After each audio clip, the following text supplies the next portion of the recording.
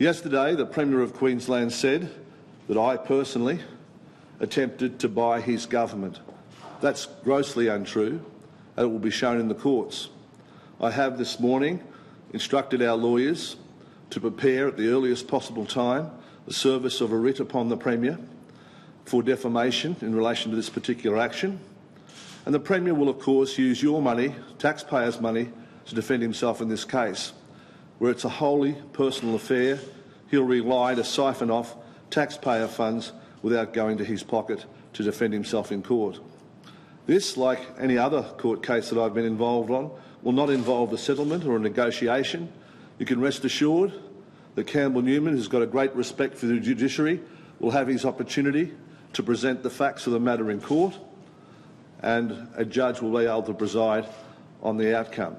It's very disappointing to see people that can't win a political argument, can't do one thing for the benefit of the people that live in this state, resort to innuendo and personal attacks when they really are lacking in any moral courage at all to bring this state forward.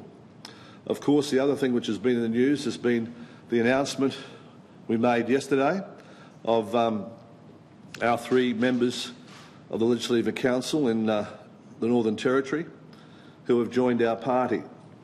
To set the record straight, I may just react to you and tell you what happened in relation to that matter. I was telephoned on Friday night that these members wished to meet with me. I had commitments in my electorate in Coolum and I couldn't travel to the Northern Territory. So arrangements were made that they could fly here to see me on Saturday at Coolum, where they did meet with me.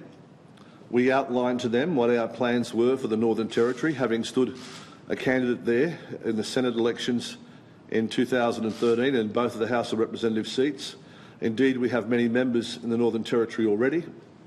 They laid out their concerns about what was happening in the Northern Territory. We discussed our policy and made it clear that if they joined our party, they'd be required to follow party policy and develop policy in the Northern Territory which were best for people of the Northern Territory. At no time did I make any offer, inducement to any individual to join our party. This is pure fabrication. These people decided independently themselves to make applications for party members, and as our press release confirms, their applications were approved. Indeed, it's very disappointing that you find people not giving people credit for their own independent judgment.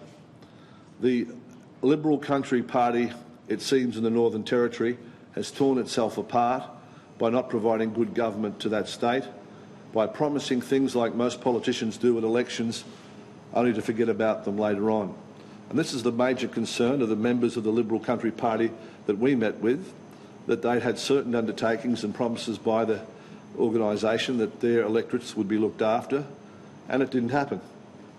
And they had to take action because they were more concerned with what's the benefits of the community than their own political survival.